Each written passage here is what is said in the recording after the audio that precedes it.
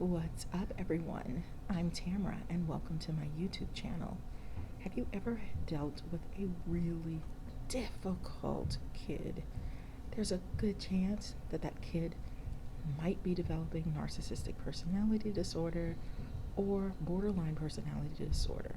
And I don't care what anybody says, you can see these disorders in children. And I know the DSM-4 and 5, they really don't want you diagnosing a kid with these disorders before they are young adults. But whether you have empathy for them or not, it's just like with an adult. Adults with these personality disorders are difficult to deal with. They take a lot of managing, a lot of patience, a lot of tolerance. It's extremely hard, and it's not fun when you have to be connected with somebody who has one of these personality disorders, even as a child. These children are going to have a lot of problems in school. The narcissistic kid is going to have difficulty with empathy. You can just see it. They're not connecting with their emotions at all. I remember working with a girl who I believe had narcissistic personality disorder. She was really developing it. She was a phenomenal basketball player. Even though she was growing up in poverty, she had a very natural talent. And she was having some difficulty with some other girls, so I stepped in to try to help them problem solve. And before we could even work anything out, she put those girls down so badly and deflated them by telling them how bad of players they were, and that she was a team of one, and how they were worthless and of no use to her. And so it was very difficult to work with the other girls because you could see them deflate, and it was hard for them to come back or feel comfortable speaking up. Little narcissistic children can be very intimidating because they're not connecting with empathy or compassion. They're just very blunt, say what they think no matter how hurtful it is. And when you ask them to connect with their emotions, that's going to be a huge struggle for them. They don't really internally connect with sadness, anger. They know what happy is usually, but those other emotions, they're going to have a difficult time with it, and especially as it relates to other people. They know what it feels like to be hurt, and it ticks them off if someone does the slightest thing to upset them. But if they do something to someone else, like the same girl was calling other kids derogatory names, and then when she was questioned, it was, they are that. And then I said, well, put yourself in their shoes. How would you feel? What would you do if someone called you that name? I would tell them that they're that, not me. So getting her to understand that your words are crushing, they're hurtful, they're painful, was very difficult to do. And when I asked her, tell me a trait, this is like a 10-year-old, tell me a trait about yourself that you really like or a characteristic. She said, I love my hair. I think I have great hair. And I said, what about inside? Like, what's something great inside? And she said, ew, I don't want to deal with my insides. That's gross. And I had to explain to her, what about words like kind, friendly, nice, respectful, those kinds of words. And so they can be really mean. And so you have to try to help them to internalize what those feelings feel like, and also help them to understand that even though you don't have empathy, you still have to memorize the fact that when you are punching somebody verbally, it's just as painful as physical. This same girl had a physical altercation with another girl who was really tough. I think that other girl had borderline personality disorder possibly, and she was like, I can't go home unless I beat her up. That's why I hit her. So this is a kid that is developing, first of all, survival skills, trying to make it, tough neighborhood, tough kids. And we do have to be careful when we're diagnosing children, because sometimes they are acting out because of their environment, or they could be acting out as teenagers when their hormones are going nuts. And so that's why we have to be very cautious. But I can guarantee you there are children who already have narcissistic personality disorder, and it's very difficult to deal with those kids because they are going to have some acting out behavior, and they may be very confident in some areas.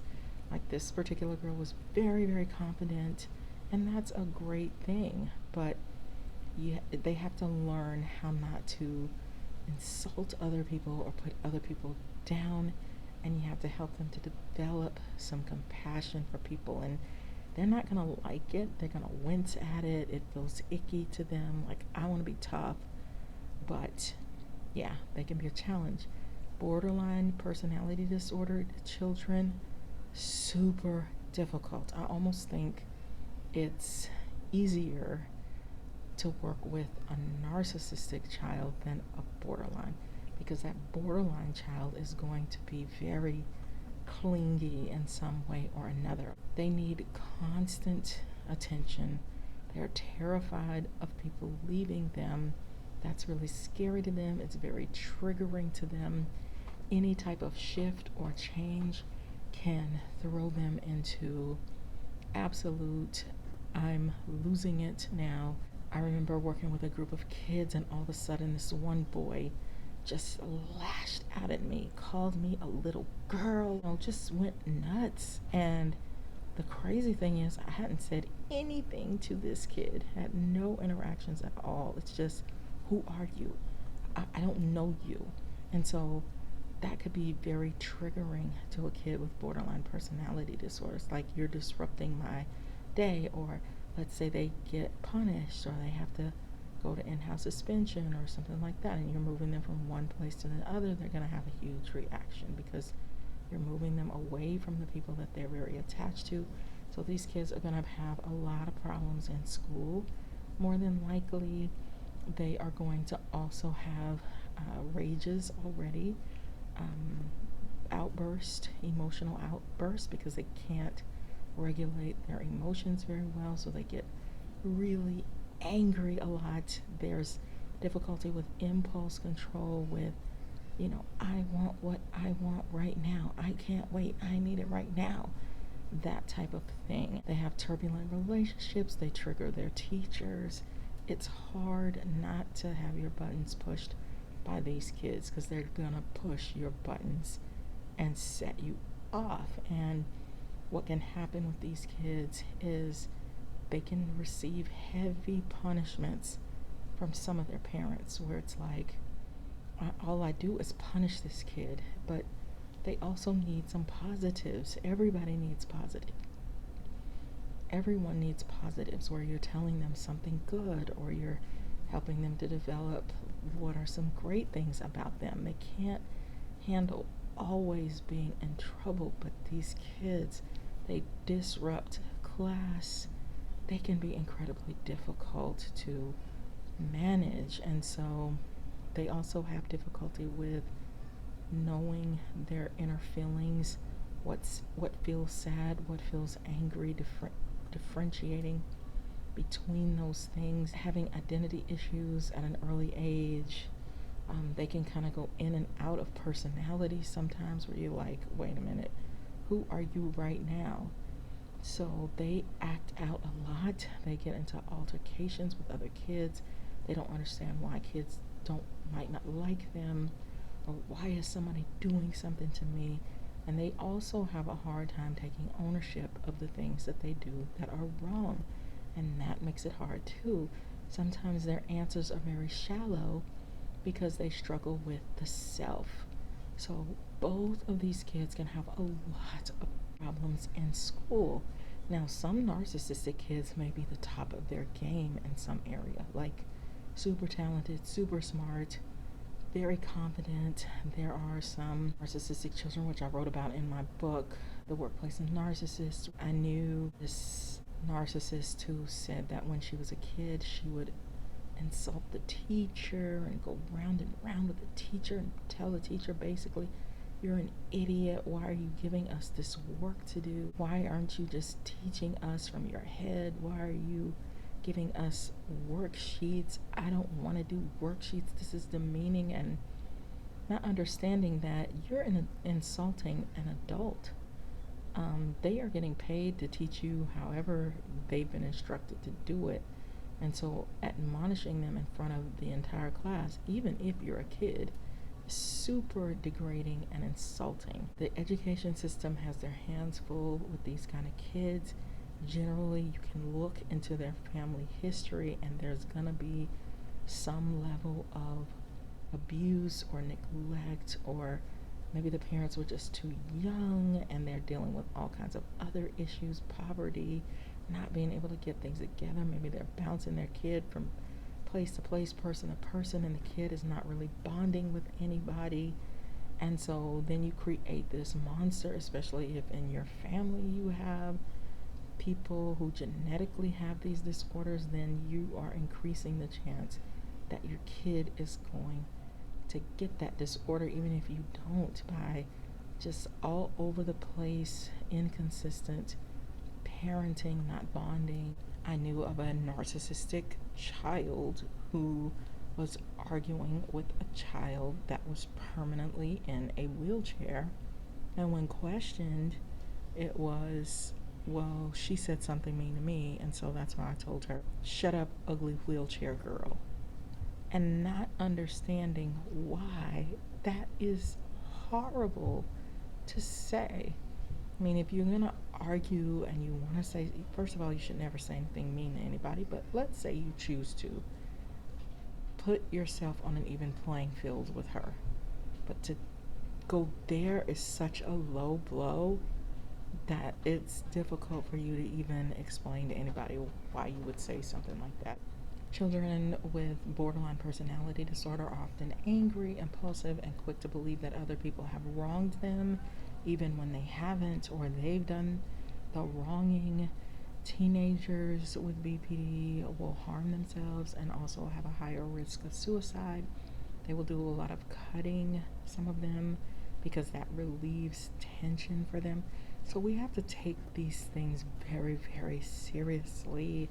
And I wish we had more funding to rehabilitate kids. And that's why it's important to me to start identifying these disorders when they're children, because then you have a better chance of doing some rewiring in their brains of the damage that's been done if you can catch it earlier rather than when they are teenagers or when they become an adult. Now they've got a really difficult road ahead of them. Borderline children are super duper needy. They're gonna just drain the energy out of you very easily. I mean, and that's unfortunate, but they can be really hard to deal with. Children who have narcissistic personality disorder, they have a sense of entitlement, an inflated sense of self, interpersonal and relationship challenges. Now, you have to also keep in mind that children, when they're growing up, sometimes they can all be self-centered and into the self and me. So that's different. I mean, you have to take that into consideration too. Sometimes kids can be very selfish, disorder or not. However, these behaviors that you'll see are pretty extreme and off-putting. Sometimes with borderline children, it's a whole lot of hard work to help them rehabilitate, but you want to inundate them with some positivity, some security, some safety, talking through their behavior. Sometimes when they go into rages, you might have to step back a little bit and just let them get that out. And then once they do, then you process that with them. Like, what did that feel like? Let's talk about what happened and, work with them on, okay, if you are triggered, what are some things that you can do? helping them to make connections within themselves, but they don't have a sense of safety and security. That's always very fleeting to them. So I feel terrible for any kid that has this disorder, and I also feel for their caregivers or their teachers or anybody who has to work with them, because they are a full-time job, especially the borderline child. Even though the narcissist can be so cruel and crushing to other children, they're both very challenging to deal with. So if you've ever had to deal with any kids that you think have a personality disorder, let us know in the comments and how you handled it. Or if you were a kid with a disorder, a personality disorder, how did you handle that? Have you grown out of it? What are some strategies or some things that you think can help those kids? And definitely check out my book, Workplace Narcissist. It's all about narcissistic personality disorder with a twist, and just helps you to understand the minds of a narcissist a lot better, and strategies you can do to protect yourself from them, because they can be very damaging. I will put the link to my book in the description box, and definitely check out my playlist on borderline personality disorder and narcissistic personality disorder. I've got a lot of great videos that will help you. I know these disorders very, very well. I've been studying them for years, and I think you'll get a lot of insight from me, and I'm happy to share with you everything that I know. All right, you guys, you take care and have a wonderful evening. Bye.